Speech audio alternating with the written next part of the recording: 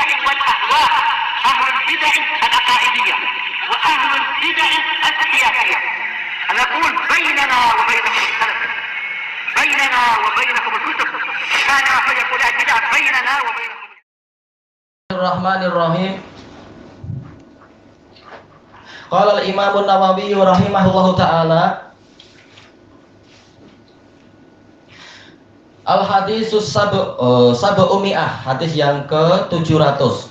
Wa an Abdullah bin Amr bin al-As radhiyallahu anhuma qala Rasulullah sallallahu alaihi wasallam, dari Abdullah bin Amr ibn al-As al-Umawi radhiyallahu anhuma yang mengatakan Rasulullah sallallahu alaihi wasallam bersabda, innal muqsitina indallahi ala manabira min nur.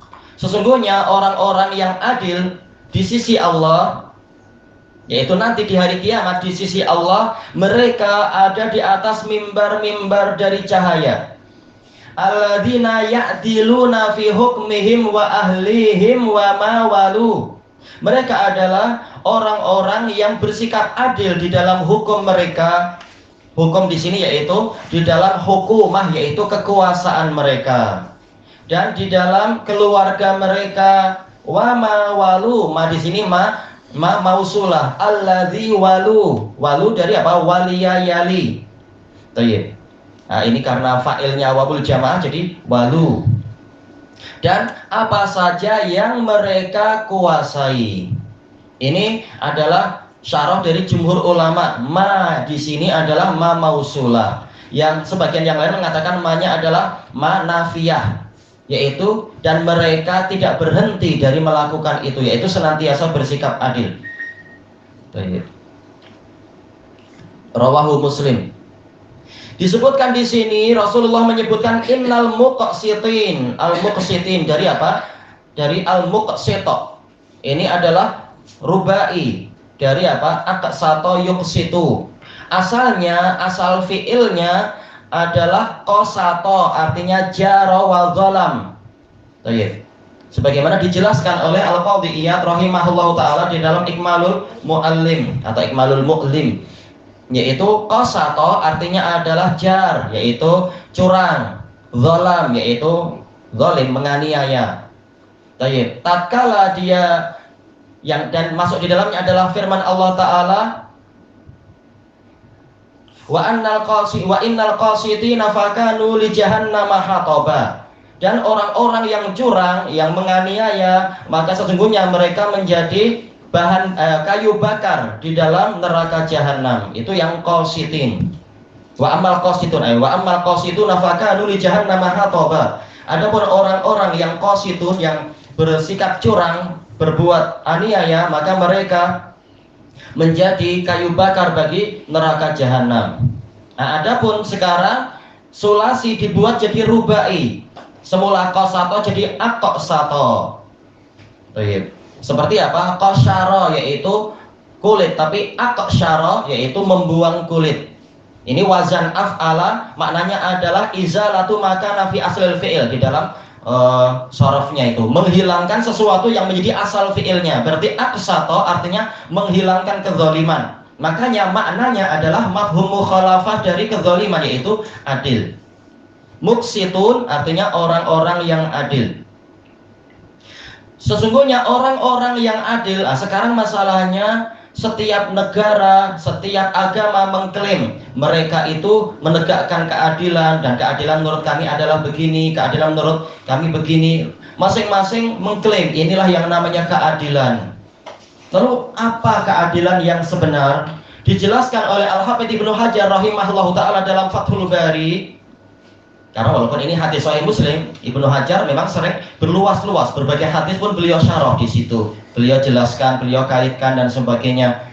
Kata beliau, tafsir terbaik untuk muqsitun dan apa itu istilahnya, untuk keadilan adalah meletakkan sesuatu pada tempatnya sesuai dengan syariat Allah dan Rasulnya. Itulah keadilan. Kata beliau, yang namanya adil adalah ittiba'ullahi wa rasulihi fi wat'i syai' maudi'ah. Mengikuti Allah dan Rasulnya di dalam meletakkan sesuatu pada tempatnya. Nah, inilah yang membedakan antara keadilan di dalam agama Allah dengan keadilan di dalam agama-agama para syaitan. Kalau syaitan keadilan dengan perasaan atau dengan rasional atau entah apa saja. Tetapi untuk keadilan yang datang dari zat yang maha adil adalah keadilan yang sesuai dengan syariat yang sempurna. Dan itu adalah syariat Allah dan Rasulnya. Nah, itu baru layak dikatakan keadilan. Bukan sekedar keadilan komunis sama rata sama rasa. Sampai disebutkan di sebagian buku-buku sejarah untuk beberapa negara itu, kalau komunis sama rata sama rasa, hartamu, bukan hartamu, hartaku katanya adalah hartamu, istriku juga istrimu, kan betul. Istrinya dibolehkan untuk diberikan ke yang lain juga. Dan itu bukan hanya kejadian di masa sekarang, bahkan itu juga kejadian di Persia. Tatkala kelompok Mazdakiyah mendakwahkan itu, dan itu adalah bagian dari dakwah komunal, syuyu'iyah. Nah, makanya tidak ada istilah istri saya milik saya, tapi bahkan kita boleh tukar menukar. Nah, setelah itu si Mazdak ini dibunuh oleh Shirawayh yang menjadi raja setelah itu, raja Persia, karena dia tahu ini merusak dakwah seperti ini. Karena akan menimbulkan perompakan, perogolan di mana-mana dengan alasan saya punya hak terhadap harta yang Anda kumpulkan. Na'udzubillah, ini merusak. Jadi innal muqsitina indallahi ala manabira min nur. Sesungguhnya orang-orang yang adil di sisi Allah nanti di hari kiamat, mereka ada di atas mimbar-mimbar. Manabir jamak dari mimbar. Dijelaskan oleh At-Tibi rahimahullahu ta'ala di dalam kitab beliau Kashifu Asraris Sunan, yaitu syarah apa itu?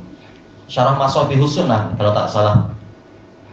Beliau mengatakan mimbar ini asalnya adalah maudhi'un murtafi, tempat yang tinggi. Makanya namanya mimbar, orangnya naik mimbar, naik tempat yang tinggi. Taib. Maka zahirnya adalah betul-betul dia mendapatkan mimbar, dan mimbar itu tercipta dari cahaya. Ini hebat sekali bagaimana itu, tapi Allah Maha mampu. Atau kemungkinan kedua, yaitu dia akan mendapatkan istana-istana yang tinggi di surga. Kata beliau, zahir pertama itulah yang terkuat, karena Nabi sudah mengatakan mimbar bukan istana, ma'ruflah. Lain antara mimbar dan istana. Istana boleh diisi dengan mimbar tak boleh diisi dengan istana, memang itu lain. Cuma apa, boleh jadi, yaitu ini konsekuensinya, dia dapat mimbar dan jelas dapat istana, jelas semua yang masuk surga akan mendapatkan istana yang tinggi dan sebagainya. Intinya hadis ini membicarakan tentang ketinggian derajat orang yang mampu bersikap adil. Intinya adalah itu. Dan Allah mengiklankan kemuliaan mereka sampai-sampai bukan sekedar mendapatkan kursi, tetapi bahkan mimbar diiklankan di seluruh alam semesta di hari kiamat nanti di padang mahsyar, bahwasanya ini adalah orang-orang yang mampu adil. Nah, di dunia ini berapa orang yang mampu bersikap adil? Semua orang sudah mengeluh, baik muslimnya ataupun kafirnya, semuanya mengeluh, semuanya serba tidak adil. Ya, kita sendiri di dalam keluarga belum tentu bersikap adil juga. Bagaimana kita mengharapkan pemimpin kita adil? Ini hukuman dari Allah Ta'ala, menghapus dosa, balasan sesuai dengan amalan. Intinya seluruh dunia itu mengeluh tentang ketidakadilan. Nah, barang siapa mampu adil, Allah akan mengiklankan ini ada tokoh-tokoh yang mampu untuk bersikap adil. Nah, diiklankan dengan di atas mimbar, bukan mimbar sembarang mimbar dari cahaya.